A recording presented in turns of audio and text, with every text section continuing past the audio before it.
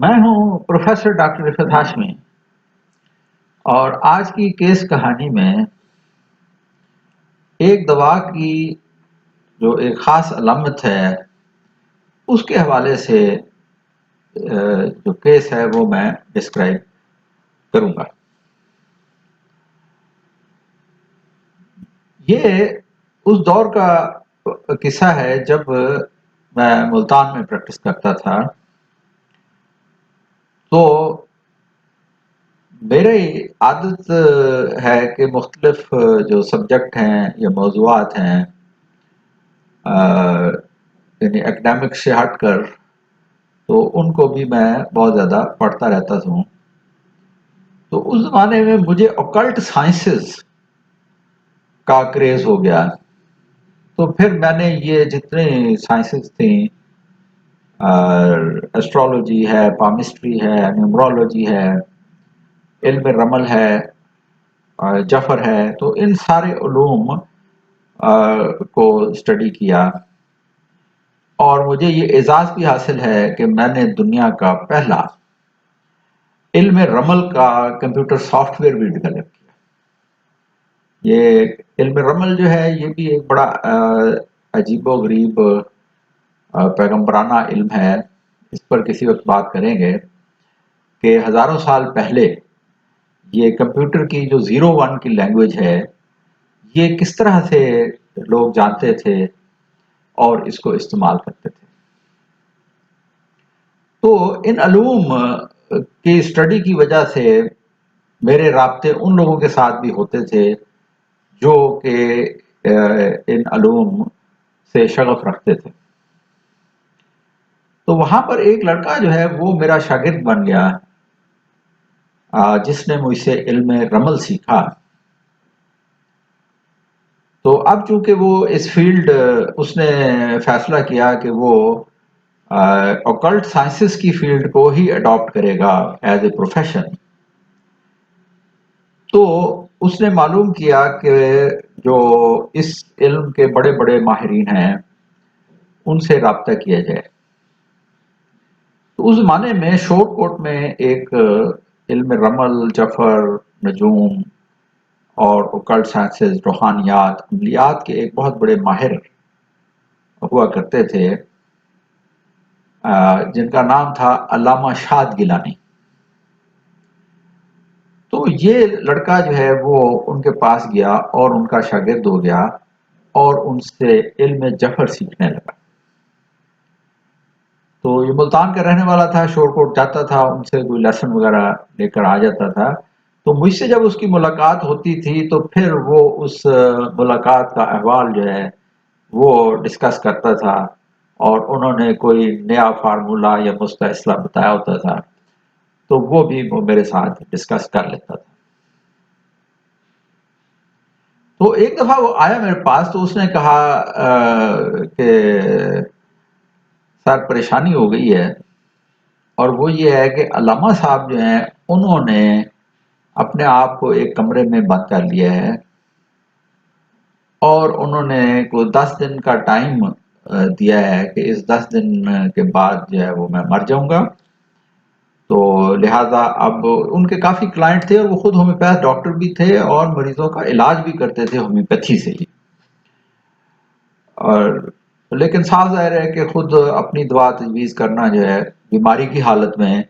وہ ذہنی کیفیت ہی ایسی ہو جاتی ہے کہ وہ مشکل ہوتا ہے ڈاکٹر کے لیے بھی۔ تو اگلے کئی کیسز میرے پاس ایسے ہیں جو ہومیوپیتھ ڈاکٹرز کے ہیں، جو میں آپ کے ساتھ شیئر کروں گا انشاءاللہ۔ تو علامہ صاحب جو ہیں انہوں نے اپنے آپ کو کمرے میں بند کر لیا، صرف بیوی کو اجازت تھی کہ وہ ان کو کھانا وغیرہ جو ہے وہ دیتے تھی، اور وہ عبادت میں مصروف ہو گئے، اور انہوں نے کہا کہ 10 دن کے بعد میرا جو ہے وہ آخری وقت ہے۔ تو لہٰذا انہوں نے کلائنٹ سے ملنا بند کر دیا، جو لوگ ان سے روحانی فیض لینے کے لیے آتے تھے ان سے بھی وہ ملاقات نہیں کرتے تھے۔ تو میں نے اسے کہا، میں نے کہا یار یہ تو میرے نزدیک تو ایسا ایک علامت ہے کہ جس میں مریض جو ہے وہ اپنی موت کا وقت اور ڈیٹ جو ہے وہ تعین کر دیتا ہے۔ اور وہ دوا ہے ایکونائٹ، جس میں مریض جو ہے وہ پریڈکٹ کرتا ہے اپنا time and the day of the death. میں نے اسے کہا کہ ان کو دوائی دینی چاہیے، وہ ٹھیک ہو سکتے ہیں، تو اس نے کہا جی بڑا مشکل ہے، وہ دوائی کھائیں گے نہیں۔ تو میں نے کہا کہ ان کے جو اٹینڈنٹ ہیں تو ان کو دی جائے اور وہ صرف پانی میں ملا دیں۔ تو انہوں نے کہا جی ان کو پتہ چل جائے گا تو وہ ناراض ہوں گے۔ تو میں نے کہا 2-4 گلوبیولز ہیں تو یہ پانی میں ملا کے آپ اس کو بے شک پانی نکال لیں دوسرے برتن میں، تو وہ ان کو دے دیں۔ بہرحال وہ لے کر چلا گیا اور اس نے جا کے ان کو وہ جو پانی ان کو دیا جاتا تھا اس میں انہوں نے ملا کے اس کو دے دی۔ تو اس نے آگے بتایا کہ جی علامہ صاحب جو ہیں انہوں نے وہ اپنا جو مراقبہ تھا وہ ختم کر لیا ہے، جو آئسولیٹ ہو گئے تھے وہ آئسولیشن بھی انہوں نے ختم کر دی ہے، اور اب وہ اپنے کلائنٹ سے ملنے جلنے لگ گئے ہیں۔ تو اس طریقے سے یہ ایکونائٹ کی بڑی ایک زبردست مینٹل سمپٹم ہے، جس میں کہ مریض جو ہے وہ پیشین گوئی کرتا ہے کہ میرے ڈیتھ کا ٹائم آ گیا ہے۔ اسی طرح کا ایک اور کیس جو ہے وہ بھی بڑا انٹرسٹنگ تھا، اسی زمانے کی بات ہے کہ ایک ملتان میں پراپرٹی ڈیلر، بڑے مشہور پراپرٹی ڈیلر ہیں، تو وہ رات کے کوئی 2 بجے کا ٹائم ہوگا، تو انہوں نے بیل دی۔ تو میں جب آیا تو انہوں نے کہا ڈاکٹر صاحب بڑی پریشانی ہو گئی ہے، میرے والد صاحب جو ہیں انہوں نے کہا کہ جی صبح 6 بجے جو ہے وہ میں نے مر جانا ہے، تو لہٰذا میرے جتنے بچے ہیں، جو ان کے بیٹے یا دوسری بیٹیاں اسی شہر میں رہتی تھیں یا شہر کے ارد گرد جو گاؤں ہیں وہاں پہ کچھ تھے، تو انہیں رشتہ داروں کو جو ہے وہ بلایا جائے کیونکہ صبح 6 بجے میں نے مر جانا ہے۔ انہوں نے کہا جی آنکھوں میں ان کے بڑے یعنی ایک خوف ہمیں یعنی دیکھنے پہ لگتا ہے، خوف آتا ہے، ان کی آنکھیں ایسی ہو گئی ہیں اور بستر پہ بیٹھے ہیں اور وہ کہتے ہیں جی بس آپ کو بلاؤ، اب میرا آخری وقت آ گیا، تو آپ مہربانی کریں چل کر جو ہے وہ دیکھ لیں مریض کو۔ تو میں نے کہا کہ یار رات کے 2 بجے اب جو ہے تم دوائی لے جاؤ، یہ دو اللہ خیر کرے گا انشاءاللہ۔ اس نے کہا جی اگر آپ مشورہ دیتے ہیں تو ہم ہاسپٹل میں ایڈمٹ کروائیں یا کیا کریں، ہم تو بڑے پریشان ہیں۔ میں نے کہا پریشان نہ ہو، یہ دوائی میں دیتا ہوں 2 ڈوزیں، یہ آپ جا کے 1 ڈوز ابھی دے دیں اور ایک جو ہے وہ 10 منٹ کے بعد دے دیں اور پھر صبح مجھے بتائیں۔ تو وہ لے کر چلے گئے اور اس نے صاحب ظاہر وہ دوائی دی، تو صبح آ کے انہوں نے مجھے بتایا کہ ڈاکٹر صاحب وہ دوائی جو تھی وہ تو بہت ہمارے لیے تو کسی معجزے سے کم نہیں تھی، کہ پہلی ڈوز میں نے جا کر دی ان کو تو ان کی طبیعت میں کچھ تھوڑا سا ٹھہراؤ آ گیا، 10 منٹ کے بعد ہم نے دوبارہ 1 ڈوز ریپیٹ کی تو وہ لیٹ گئے اور اس کے بعد ان کو نیند آ گئی اور وہ پھر صبح دیر تک سوتے رہے، اور جب وہ صبح اٹھے تو انہوں نے دیکھا کہ ان کے ارد گرد سارے جو ہے رشتہ دار جو ہیں وہ گھر میں موجود ہیں۔ تو انہوں نے کہا بھائی یہ سارے کیسے یہاں گھر میں اکٹھے ہیں؟ تو انہوں نے بتایا کہ جی رات کو آپ نے یہ ہمارے ساتھ کیا ہے کہ آپ جو ہے نے کہا کہ جی صبح 6 بجے میں نے مر جانا اور بلاؤ سب کو۔ تو اس نے وہ کہتے ہیں کہ بڑی بے یقینی سے اس نے دیکھا اور اس نے کہا بھائی میں نے تو ایسا کچھ نہیں کیا،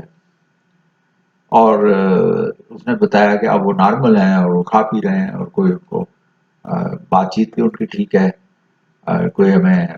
کوئی ذہنی علامت بھی ہمیں نظر نہیں آ رہی ہے۔ تو بتانے کا مقصد یہ ہے کہ ایکونائٹ یا کوئی بھی ہومیوپیتھی جو دوا ہے اس کی ذہنی علامات اگر آپ کو مل جاتی ہیں تو پھر بیماری کا نام کچھ بھی ہو، وہ دوا جو ہے وہ اپنا ایک معجزانہ اثر جو ہے وہ ظاہر کر دیتی ہے۔ اسی دوا کی ایک اور علامت جو ہے وہ بھی بڑی اہم ہے اور وہ اس کی کازیشن ہے۔ کازیشن سے مراد یہ ہے کہ ٹھنڈی خشک ہوا لگنے سے اگر تکلیف ہو جائے تو بھی اس کی دوا ایکونائٹ ہوتی ہے۔ عام طور پر یہ تاثر دیا جاتا ہے کالجوں میں یا لٹریچر میں پڑھایا جاتا ہے، ابتدائی درجے کے اسٹوڈنٹس کو بھی یہ بتایا جاتا ہے کہ ایکونائٹ جو ہے وہ بڑی ایکیوٹ میڈیسن ہے۔ اگر مریض جو ہے وہ آپ کے پاس 2-4 دن کے بعد آتا ہے تو وہ ایکونائٹ کا مریض نہیں ہوتا ہے، کیونکہ ایکونائٹ جو ہے وہ بالکل ایکیوٹ فیز میں جو ہے وہ استعمال ہونے والی دوا ہے۔ لیکن میں نے یہ دیکھا ہے کہ علامت موجود ہونی چاہیے دوا کی، اگر آپ کو اس کی کازیشن مل جاتی ہے یا اس کے سمپٹمز جو ہے وہ موجود رہتے ہیں تو پھر چاہے عرصہ بھی گزر گیا ہو تو تب بھی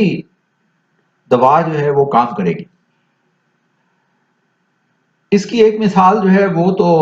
ڈاکٹر کلارک صاحب نے اپنے جو میٹریا میڈیکا ہے، ڈکشنری ہے ہومیوپیتھک میٹریا میڈیکا کی،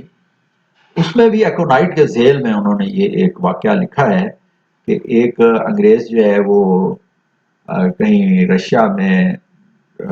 جو برف گاڑی ہوتی ہے تو اس میں اس نے سفر کیا تو اس کو فالج ہو گیا۔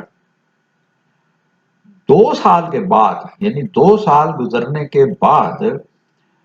بھی اس کو پیلپیٹیشن ہوتی تھی اور انگزائٹی ہوتی تھی، اور ڈاکٹروں نے ڈائگنوز کیا کہ اس کو اینوریزم بھی ہے۔ تو ایکونائٹ دینے سے وہ مریض جو ہے وہ اس کا فالج جو ہے وہ ٹھیک ہو گیا۔ تو اسی طرح میرے پاس بھی ایک لاہور میں ایک زمانے میں یہاں نور ہومیوپیتھک کالج میں نے ایز وائس پرنسپل جوائن کیا، اور وہاں پر بی ایچ ایم ایس کی جو کلاسز تھی اسلامی یونیورسٹی بہاولپور کے ساتھ ایفیلیٹ ہو کر وہ ہم نے شروع کروائی تھی۔ تو میں مارننگ آورز میں کالج کے اندر ہی جو کلاسز سے جو ٹائم بچتا تھا تو وہیں پر ہی میں اپنے پیشنٹس بھی دیکھ لیتا تھا۔ تو وہاں پر ایک بچی کو میرے پاس لایا گیا جس کی نظر جاتی رہی تھی اور اس کو نظر نہیں آتا تھا، اندھا پن جیسے ہو جاتا ہے۔